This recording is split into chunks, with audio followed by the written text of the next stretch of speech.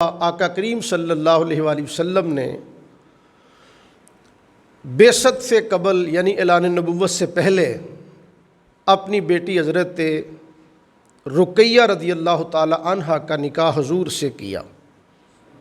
نکاح کرتے وقت ارشاد فرمایا، بیٹی تیرا شوہر تیرے دادا ابراہیم اور تیرے والد محمد عربی کے ساتھ مشابہت رکھتا ہے۔ عثمان غنی کا چہرہ انور حضور کے چہرہ انور جیسا تھا۔ حضرت ابراہیم علیہ السلام کے ساتھ مشابہت تھی۔ آقا کریم ارشاد فرمایا کرتے تھے کہ میں اور عثمان غنی دونوں کی مشابہت ہے ابراہیم علیہ السلام کے ساتھ۔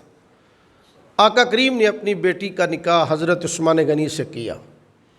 جب جنگ بدر کا موقع آیا تو سرکار نے فرمایا، عثمان تم میری بیٹی کی تیمارداری کرو، جنگ میں شرکت نہ کرو۔ آپ حضرت رقیہ کی تیمارداری میں مصروف رہے۔ وہ شدید بیمار تھیں۔ حضرت عثمان غنی کو میرے کریم آقا علیہ الصلوۃ والسلام نے اپنے خصوصی اختیار کی بنیاد پہ بدری صحابہ میں شامل فرمایا ہے۔ مال غنیمت میں سے آپ کو حصہ بھی عطا فرمایا ہے۔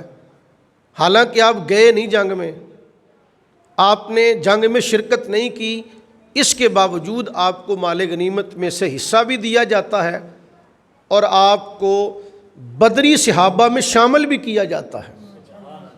یہ حضور کا خصوصی اختیار ہے، حضور جسے جو چاہیں عطا کر دیں۔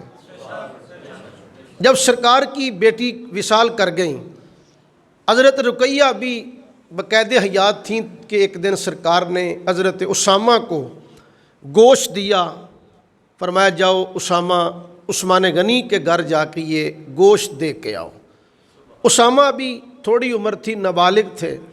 نابالغ بچے کے لیے کسی کے گھر میں جانا آج بھی جائز ہے، بلا اجازت بھی جا سکتا ہے نابالغ بچہ۔ اور یہ ویسے بھی سرکار کے منہ بولے بیٹے زید کے صاحبزادے تھے، حضور کے ان سے بڑا پیار تھا۔ آقا کریم کبھی کبھی ان کا منہ بھی دھو دیتے، ناک بھی صاف کر دیتے۔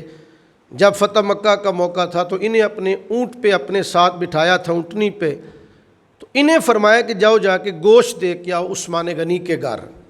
یہ گئے، انہوں نے جا کے گوشت پیش کیا، واپس آئے تو سرکار نے فرمایا، اسامہ یہ مجھے بتاؤ کہ تم نے آج تک اپنی زندگی میں کبھی میرے عثمان اور میری بیٹی رقیہ جیسا کوئی میاں بیوی کا جوڑا خوبصورت دیکھا ہے؟ تو عرض کی، یا رسول اللہ میں نے آج تک اتنے خوبصورت میاں بیوی کہیں نہیں دیکھے۔ آقا کریم کو اتنا ناز تھا عثمان غنی پہ۔ جب حضرت رقیہ انتقال کر گئیں تو سرکار نے اپنی دوسری بیٹی ام کلثوم رضی اللہ عنہا کا نکاح بھی عثمان غنی سے فرما دیا۔ اور علامہ سیوطی لکھتے ہیں تاریخ الخلفاء کے اندر کہ آقا کریم نے آج خود نکاح نہیں فرمایا تھا اپنی بیٹیوں کا عثمان غنی سے، اللہ نے وحی کے ذریعے حکم فرمایا تھا کہ اے میرے محبوب اپنی بیٹیوں کا نکاح عثمان غنی سے کر دو۔ دوسری بیٹی کا نکاح کر دیا، 9 ہجری میں وہ بھی انتقال فرما گئیں۔ سرکار کی ایک بیٹی کے علاوہ سیدہ فاطمہ کے علاوہ 3 بیٹیاں اور تینوں بیٹے حضور کی ظاہری زندگی کے اندر انتقال فرما گئے۔ جب سرکار کی دوسری بیٹی بھی انتقال فرما گئیں جو کہ عثمان غنی کے نکاح میں تھیں، اس کے بعد اور بیٹی کوئی نہیں۔ فاطمہ ہیں لیکن وہ مولا علی کے نکاح میں ہیں۔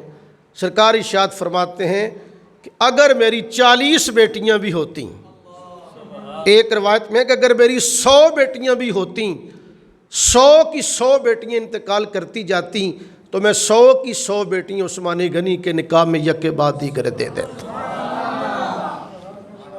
کتنی بڑی عظمت ہے عثمان غنی کی، وہ بھلا کسی کی تعریف کے محتاج ہیں؟ جن کی تعریف اللہ رسول خود کرے، اسے اور کسی کی محتاجی کیا ہے؟